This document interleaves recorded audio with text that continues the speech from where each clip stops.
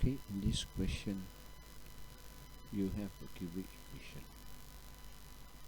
Okay, so when you differentiate you have a quadratic equation, and when this quadratic equation equals to 0, when dv dx equal to 0, that's at the turning point you have two value of x, which is turning point.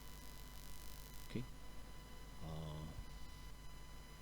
let's look at the question here. The question say that find the value of x when the volume is at when the v at its stationary point. The difference with this question is never ask you to determine the nature of this turning point. Okay.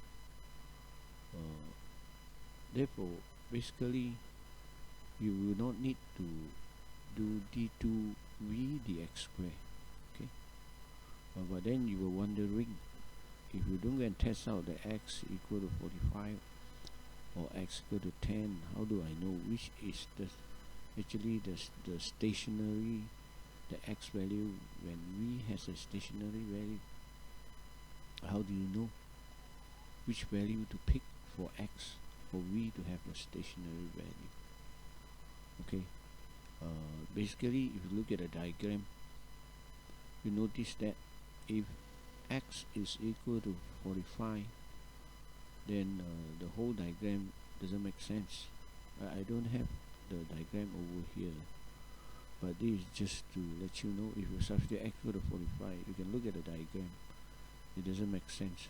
So from here you can make a judgment, say that when x equal to 45, the diagram doesn't make sense or it doesn't tally. Okay, so you have left with only when x equal to 10, which can when you put that value into the diagram, it actually still able to come out with a diagram that makes sense. Okay, so in this case you come to this stage when you pick x equal to 10, that's good enough. Okay, that's good enough because this is an invalid answer, this one is a valid. So since it never asks you whether is it the nature of the stationary point, okay, so you may not need to go and do the d2v dx square. That's it. You just claim that this is valid and this is valid. That's it, based on the diagram.